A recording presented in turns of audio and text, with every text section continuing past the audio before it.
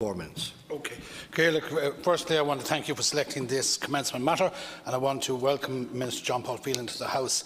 And I suppose in essence this relates to Shannon, and one might ask, what am I doing and talking about Shannon? But I actively engage with councillors from all parties and none, and I can say that I met with Independent Councillor Jerry Finn months ago in relation to Shannon. And I don't need to give a lesson here about Shannon. We know it has a population now around the 10,000 people. We know that it is the responsibility of Clare County Council since 2014, and that Clare County Council, you know, have been a number of reports. There's been a local area plan. There's quite obviously we've had the county development plan, etc. And I suppose there is a reluctance by Clare County Council. This is demonstrated in a look at planning files and also engagement as part of the public consultation process. The Clare County Council seem reluctant to develop the town centre outside the private shopping centre that is now known as Sky Court.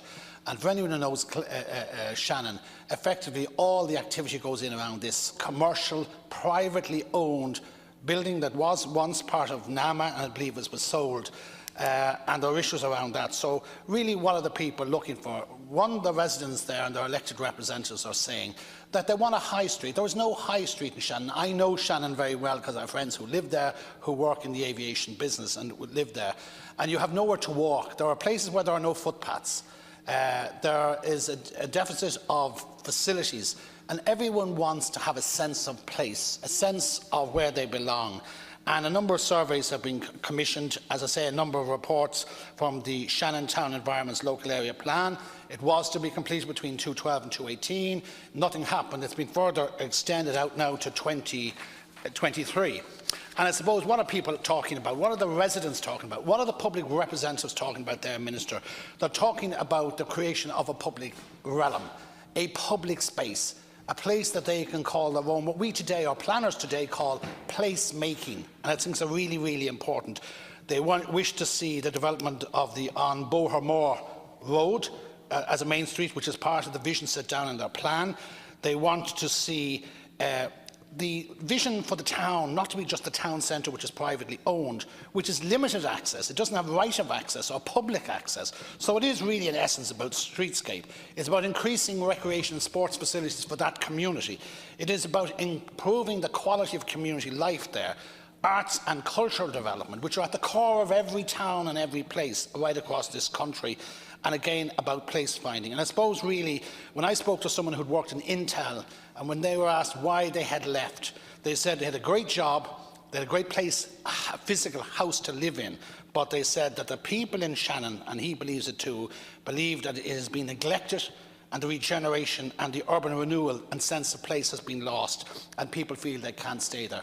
I'm not going to go on about the National Planning Framework. I've always supported it. I've always welcomed it. I see potential in that. But in the meantime, Minister, really my concern, and what this is about in the commencement matter, is how can we see some sort of funding or access to programmes for regeneration and building a sense of place within the heart of Shannon? Thank you, Minister. Thank you, Cathaoirleach, and thank you, Senator Boyhan, for raising the issue and allowing me the opportunity to discuss the support available under the Urban Regeneration and Development Fund. The URDF is a flagship element of Project Ireland 2040, comprising an allocation of €2 billion in the National Development Plan to 2027, with €58 million available in 2019 and an overall exchequer allocation of €550 million earmarked for the fund up to the end of 2022. The URDF was established to support more compact and sustainable development through the regeneration and rejuvenation of Ireland's cities and other large towns, in line with the objectives of the National Planning Framework and the NDP.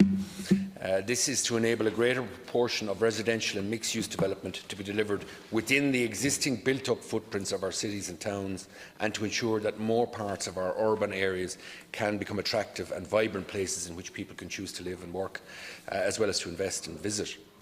Bids were invited from public bodies for funding under the URDF, and a total of 189 applications were received by the Department under the first call for proposals. There were a number of them in County Clare. I just can't recall the figure off the top of my head.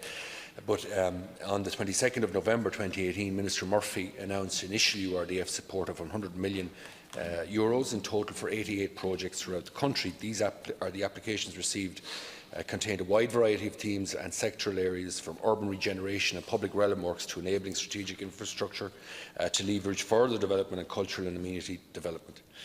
Applications received fall into two categories: projects that are ready to go and funding to support the initial development of projects, in other words master planning or feasibility, to ensure a pipeline of projects into the future. As part of the first call, Clare County Council was awarded, it was successful in a number of its applications, but it was awarded initial URDF support, including for the advancement of a master plan to enable the planning for future projects in the Shannon area. The Department is continuing to engage with successful applicants, including Clare County Council, from the first call on their proposals in order to agree project composition and sequencing and to establish project cost certainty, as well as URDF funding support and allocations. Once that process is complete, the Department will review the first call and lessons learned, and in the context of any refinements required for the next call for proposals. In the meantime, Clare County Council can consider further projects that may address the social economic decline in an area from when the next call for proposals is announced. For the Senator's information, my colleague Minister Ring administers the Rural Regeneration and Development Fund, funding from which may also be available for appropriate projects in the Shannon area. There are a number, in terms of the question that the Senator asked, there are a number of other funding options for sport and leisure. The Sports Capital scheme, I know applications are currently closed, and there should be announcements in the not too distant future.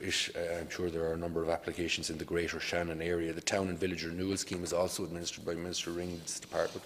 I know Shannon Town a bit too, although I don't think as much as the Senator when he outlined his initial comments. I just asked you maybe to clarify, because I missed what you said in relation to the development plan, or was it a local area plan for Shannon? That's been put back. The central theme of the answer, though, Senator, is that Shannon did secure funding for the master plan to enable what development should happen in Shannon and its surrounding areas into the future. And I think that that's the clear indication from the department that they're interested in the development of Shannon, but equally that there has to be a proper planned maybe series of programmes and initiatives in the Shannon Town and Greater Shannon Town area.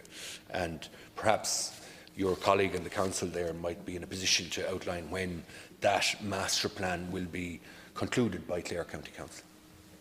Supplementary, Senator. To answer the Minister there, in relation to the Shannon Town and Environs local area plan, this was to be built out in between, or realised between 2012 and 2018. Now it has been extended. And look, plans are objectives and are concepts, and they're to be worked up. And now it's been extended to 2023, so we have a bit ahead of ourselves.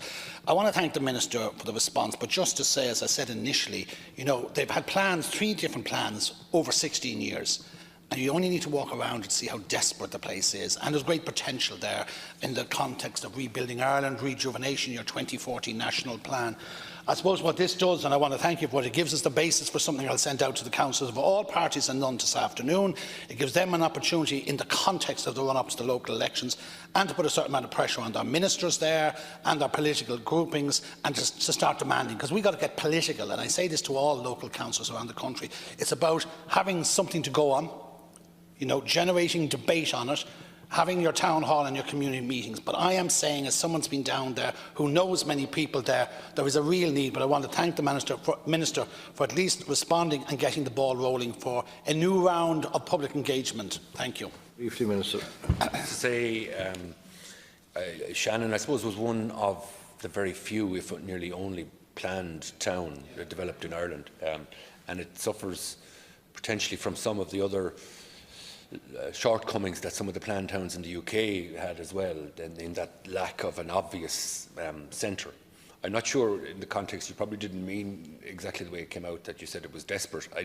I don't think it's beyond redemption in terms of, yeah, there is potential. And I suppose it is a matter for the council. The council has gotten the funding for the master plan, and what flows from the master plan are the projects that can be funded by the URDF into the future, and the master plan should be expedited. I agree with you fully on that.